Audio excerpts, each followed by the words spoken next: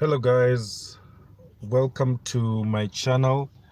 Today I wanted to speak about something small. Allow me to do this because I want to change the camera to face on the other end, so I need to watch if it's looking okay, and then I will turn the camera to this other side so that I look like this,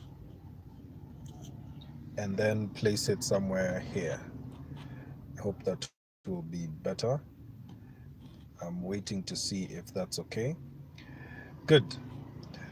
So recently, actually last week, what happened was there is a tweet that was done by KFCB, which is the Kenya Film Classification Board, which is headed by Ezekiel Mutua, Dr. Ezekiel Mutua. And what happened was there is a movie that you probably have heard of, which is known as Rafiki. It's a story about two young girls in Kenya who are lesbians or who are exploring lesbianism or gay love. And in the trailer, which I have watched, which talks about their journey as two young girls who are exploring something new in their lives, and there's a preacher in the story who prays for them because of the sin that they are committing, and that's basically what the trailer is about. So before before the article actually came out, before the movie came out, what what happened was that the movie was banned by KFCB, and it was banned by KFCB because Ezekiel says that it does not comply with the moral values of the country. And it also takes me back to recently when the president Uhuru Kenyatta was actually in the UK, and he was asked a similar question, and he said that the majority of Kenyans, to them that is a non-issue. Gay rights and homosexual rights are a non-issue, and that is also the pretext that was used again. I don't think calling it a pretext really is fair to it. That was the reason that was used. Additionally, Rafiki was taken to the Cannes Festival, which is in France, and shown there, and there is an interview as well of the director, which I will link into the description after I've done the video, of the director speaking about their reasoning for the story. But the main reason for this is the fact that once that happened, there were ads in the paper by KFCB of CAP 222, which is the Film and Stage Plays Act, which states that everyone should be licensed before they do a film.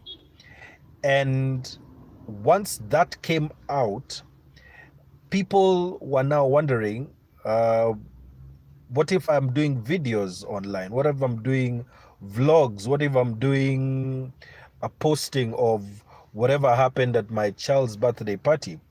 And the response to that was a tweet by KFCB that says, as long as it is meant for public exhibition, then it needs a license, which again caused more uproar, because why would someone be asked to pay an amount for doing a vlog, for doing whatever it is they're doing private, and then putting it on social media?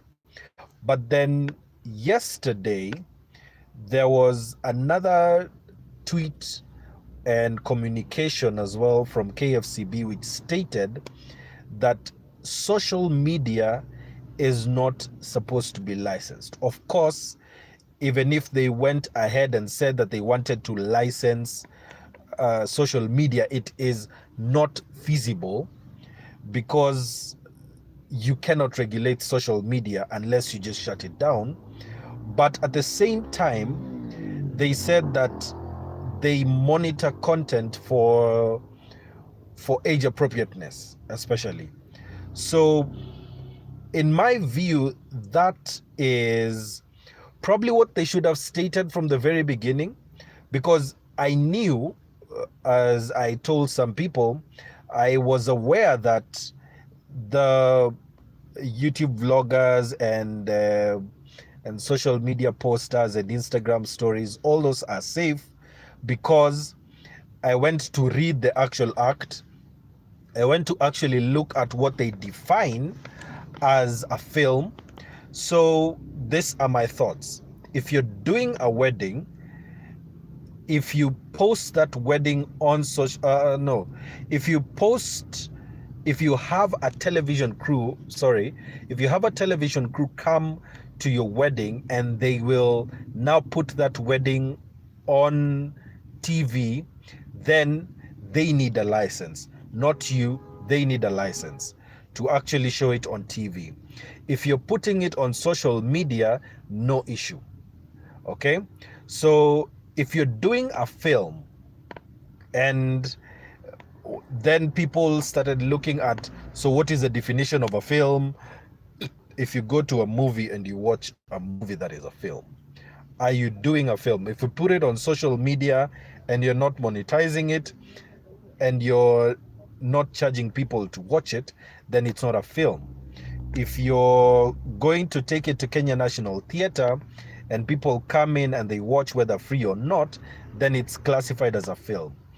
Ideally, if you're going to do a production, if you're going to do a film, if you're going to do a TV series, if you're going to make a story about the country or whatever personal story it is, and you're doing it in the country, it is important to abide by the rules of the country. Again, if you're doing a personal thing that you're putting on your personal page, and it's not a company page and you're not doing it for profit and you're putting it just on social media, then it's different. So at the moment, I know that the laws that we have in the country are not exactly, they're not up to par with whatever is going on in the industry. And that requires that the government sits down with stakeholders. That requires that the government sits down with the players in the industry first, because there is no way that you can be able to police creatives without involving them in the process of doing it. Because the biggest outcry that has been there right now is the fact that there are so many laws that are being put in place that are being shown to the public, and yet the people who are in the industry itself, who know how the industry works, are not being involved in the making of those laws. For instance, there is the law about drones, which came out a few months ago, which has been quite not really talked about right now. The government has really been silent about it, but they gave people 6 months. But my biggest problem with such a law is the fact that it does not cater for the person who is an upcoming creative, who probably got a drone from outside for like 100,000. You can't tell that person to come and start doing training for 40,000. They go to school for 40,000. You tell that person that for every event that they do, they pay 20,000. For certification, there's another amount. At the end of the day, you find that all the money that you have actually paid for is more than the equipment that you were bringing in. If someone is doing a film, if someone has been able to bring in uh, a film grade drone, for instance, then they would go through that process, because there are those which can carry payloads and there are those which are just simply cameras in the air.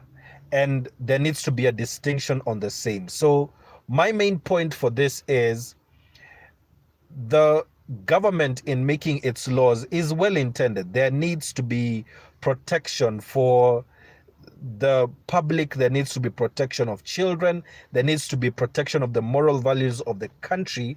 At the same time, regulations should not mean that people should not become creative. People are not allowed to be creative.